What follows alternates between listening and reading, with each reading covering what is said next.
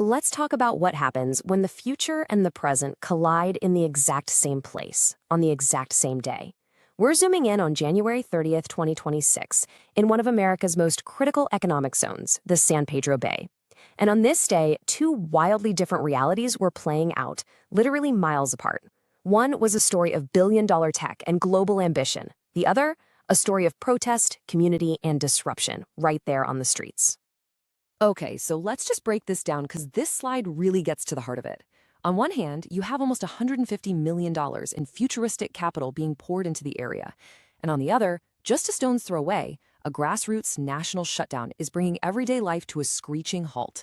It's this crazy split-screen reality, a tale of two bays, happening at the very same time. All right, first up, let's pull the camera way back. Let's get that 30,000-foot view. We're talking about the huge, long-term investments that are shaping the future of the entire San Pedro Bay region. Think big money, big plans, think decades down the line. So, the big headline, the one grabbing all the attention in the business world? It's this number. A local company, Northwood Space, right there in Torrance, just landed a massive financial windfall. And look, this isn't just some small investment. This is a huge signal that this region is a serious global player in the new space race. So how'd they pull this off? Well, it wasn't just one thing. It was a simultaneous one-two punch, $100 million from some of the heaviest hitters in private venture capital, and at the same time, almost $50 million from the U.S. Space Force. Getting that double seal of approval, that tells you everyone, from the market to the military, has massive confidence in what these guys are building. And this is where it gets really interesting. This is the core of their entire strategy. They're basically betting that the next space race isn't going to be won with bigger rockets. No, it's going to be won by controlling the ground layer, all the essential stuff right here on Earth that you need to talk to and control everything we've put up in orbit. The most important choke point for space is actually on the ground.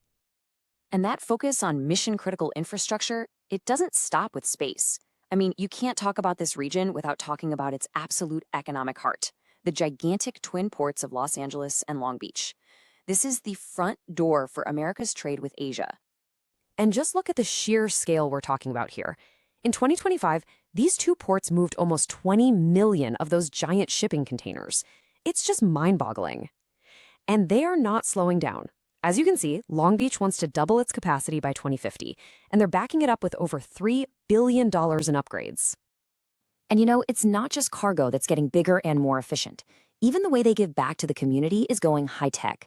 The Port of LA just rolled out a new digital platform to make it easier to give millions to local nonprofits. But while the port was using technology to connect with the community, a totally different kind of connection was forming down on the streets. Okay, so we've seen the big picture. Now let's completely switch gears.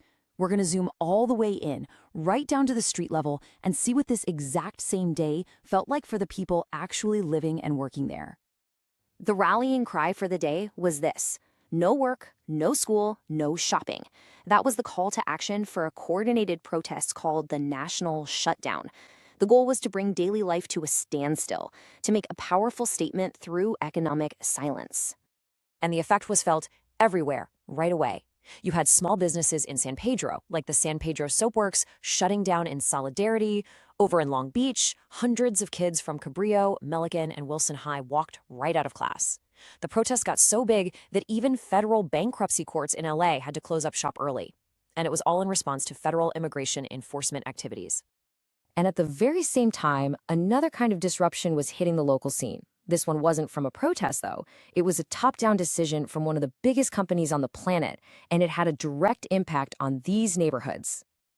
Yep, Amazon announced it's pulling the plug on its high-tech Amazon Fresh and Go grocery stores, including key spots in Long Beach and Torrance. They basically admitted, hey, this experiment didn't work. And the immediate result for the community? Empty storefronts at busy intersections and a lot of questions about where people are going to get their groceries.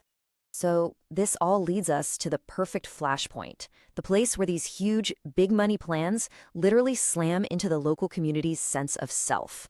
And that battleground? It's the waterfront. you can actually see a full-blown rivalry starting to brew. On one side, you've got San Pedro moving ahead with its massive West Harbor development, which includes a brand new amphitheater. But then, bam, the Port of Long Beach announces it's backing a competing venue just down the road, and it's almost double the size. It's an arms race for who's going to own entertainment in the South Bay. But, as all this money and development gets thrown around, you hear things like this. This comment was from a San Pedro local online, and it just says it all, right? It captures this deep-seated feeling that these shiny new projects might look great on a blueprint, but they don't reflect the authentic, working-class soul of the place. It raises the question, who are these places really for? So, when you step back and you look at all the chaotic, contradictory pieces from this one single day, what does it all mean? What does it tell us about where this region is headed? Well, it's pretty clear you've got a region being pulled in four different directions at once. You've got this massive wave of global money flooding in for space tech and port expansion. At the exact same time, you have this powerful local voice rising up from the streets. Then you've got these corporate giants making moves that change neighborhoods overnight. And underneath it all is this constant tug of war over what this place should even be. And that leaves us with the big, lingering question. As the ports and the tech companies build out their grand visions for the year 2050, who is the San Pedro Bay of today, of 2026, really for? How these powerful, competing forces find a way to coexist, or not, is going to define the future of this vital American region.